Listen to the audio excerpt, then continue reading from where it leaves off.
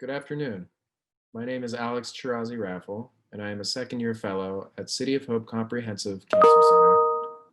Today, I will be presenting our abstract entitled Associations Between Plasma Cytokine Levels and Gut Microbiota Composition in Metastatic Renal Cell Carcinoma. Here are our disclosures. Gut mucosal surfaces are colonized by a complex and dynamic microbial ecosystem of fungi, bacteria, archaea, and viruses known in aggregate as the microbiome. These organisms' impact can be observed in the gut via recognition of microorganism-associated molecular patterns, or MAMPs, by pattern recognition receptors, which in turn upregulate pro-inflammatory cytokines and chemokines within the gut tissue.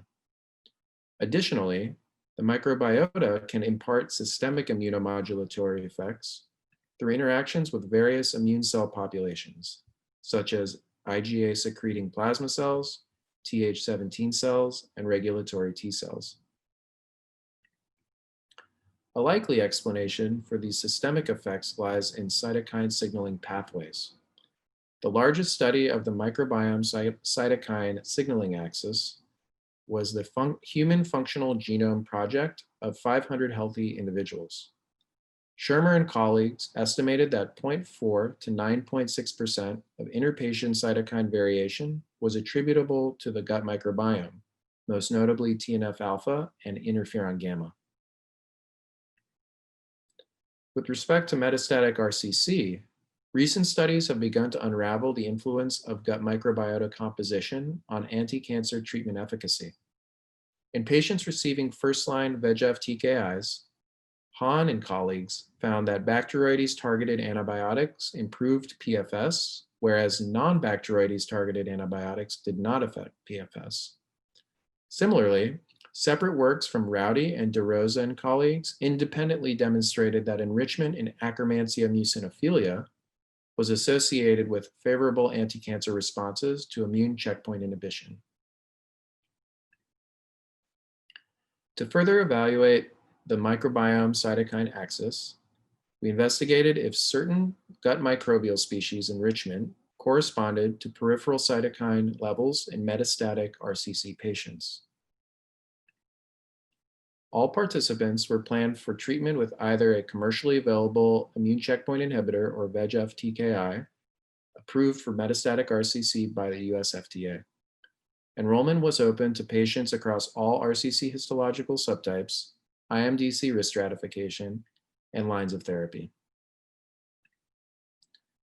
Peripheral blood samples were obtained from each patient prior to the initiation of systemic therapy. A panel of 30 patient plasma cytokines was evaluated for each patient using the human cytokine in Vitrogen 30-plex protein assay on the Luminex FlexMap 3D system. We analyzed 51 patients who were treated at City of Hope Comprehensive Cancer Center between 2016 and 2019.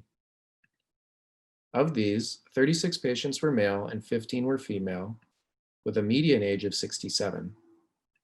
The most common checkpoint inhibitor rendered was nivolumab monotherapy, and the most common VEGF TKI given was cabozantinib.